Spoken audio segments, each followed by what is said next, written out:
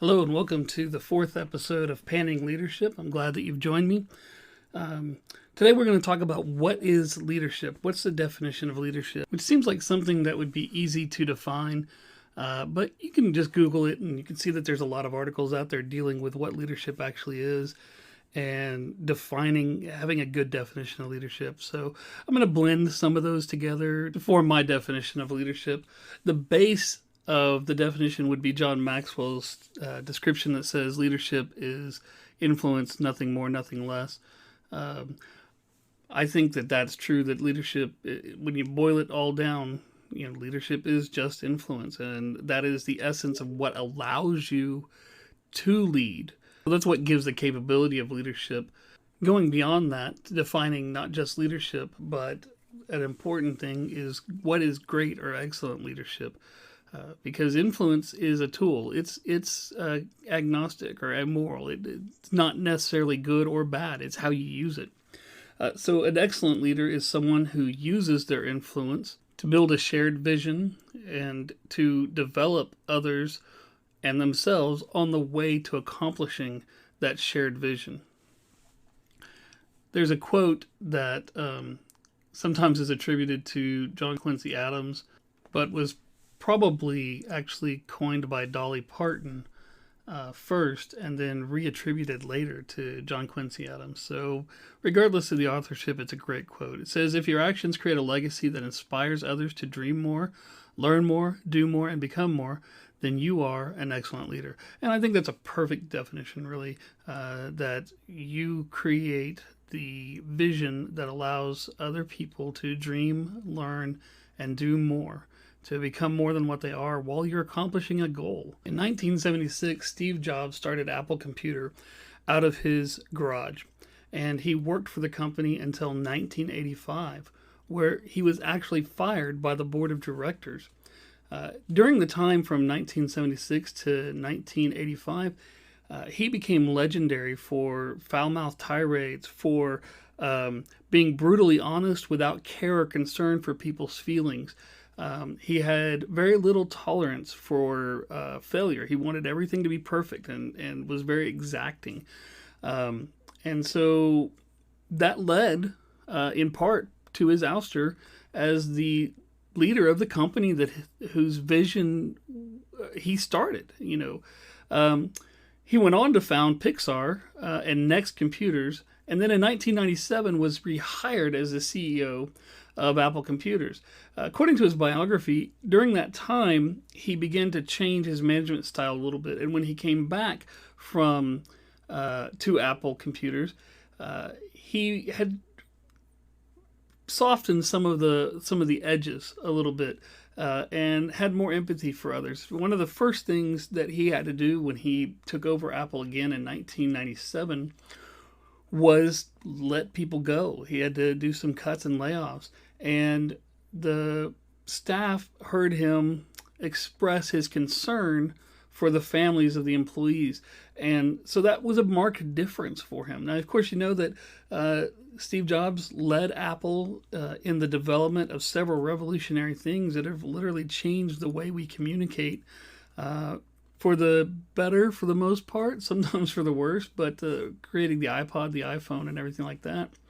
Now, when he took over Apple, the stock price, the second time when he took over Apple, the stock price was like $3.47 or something like that. Not certainly the blockbuster that it is today.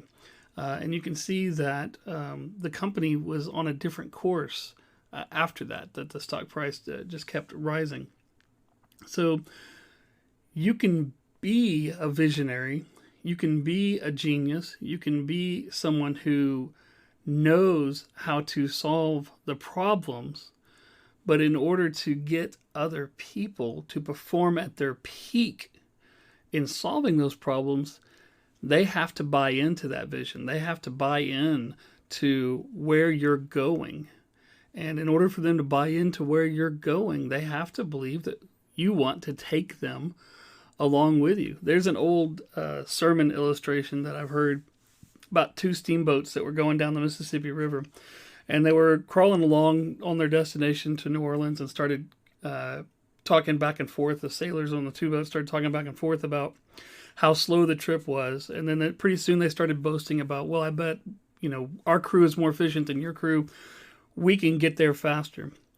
So pretty soon they decided we're going to start a race, and they start shoveling coal into the furnace. And while they're doing that, they start making some calculations and realize there's enough coal to make the trip, but not to win a race. So there's a problem there.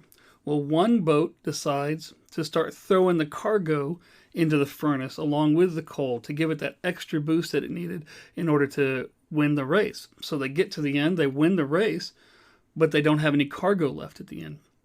So it's possible to be someone that has a vision and knows how to get to the finish line, but when you've gotten to the end, you've burned your people out, you've worn them out, you've used them up, and cast them off, and you're not going to get the repeat performance out of those same people. Whereas a great leader is someone who gets the team where they're going, and builds them up and makes them stronger so that the next race they're faster. The next time they plan ahead and have more coal, have more reserves, or build a better designed boat, or it doesn't really matter for the purposes of this illustration.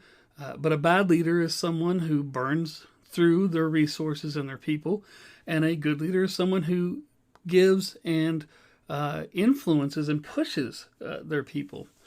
So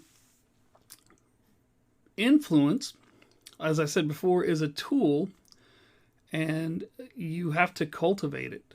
You have to build it up, and the way you build it up is by investing in others. You think of it as an investment in others for a return on influence.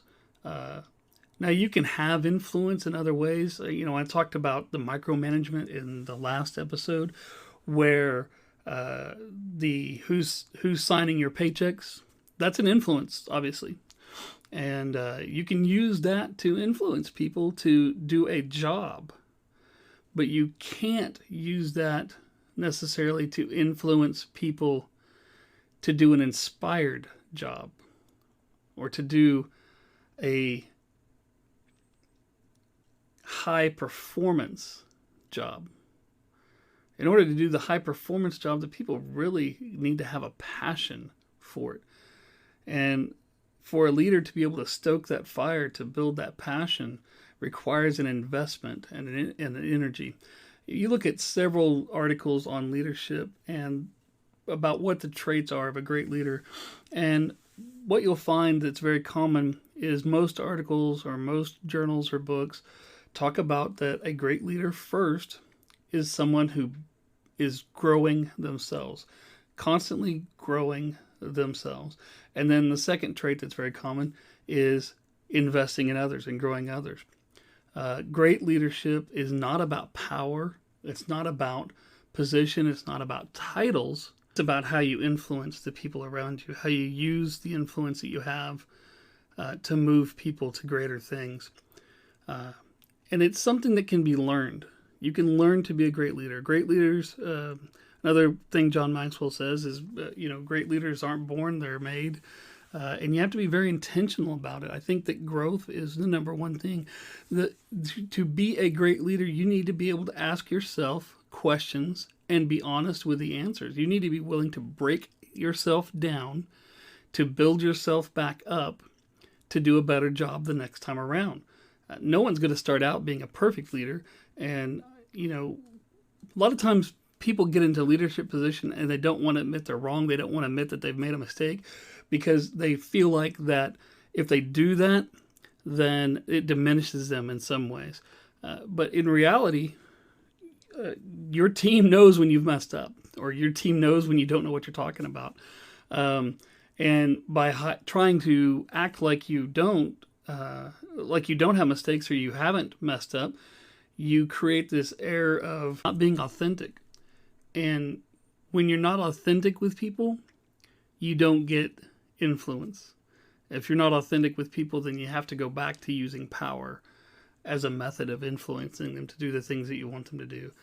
So you need to be authentic with them. You need to open up and be willing to take criticism, be willing to take advice, be willing to be torn down.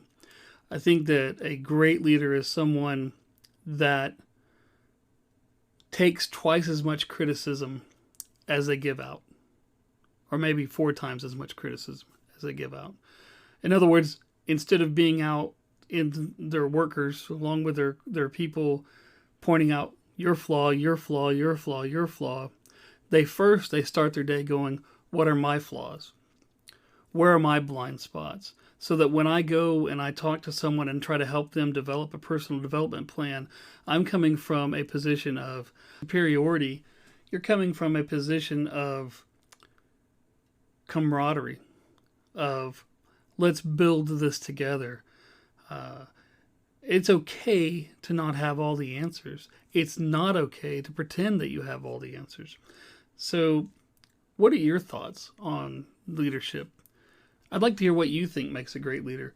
Whether you agree with my definition or you don't agree with my definition, I'd like to have your feedback. Let me know what you think. Panning at sharpstonegroup.com. That's panning at sharpstonegroup.com, or you can ping me on LinkedIn. But yeah, what are the qualities that make a great leader? What's a great definition of leadership?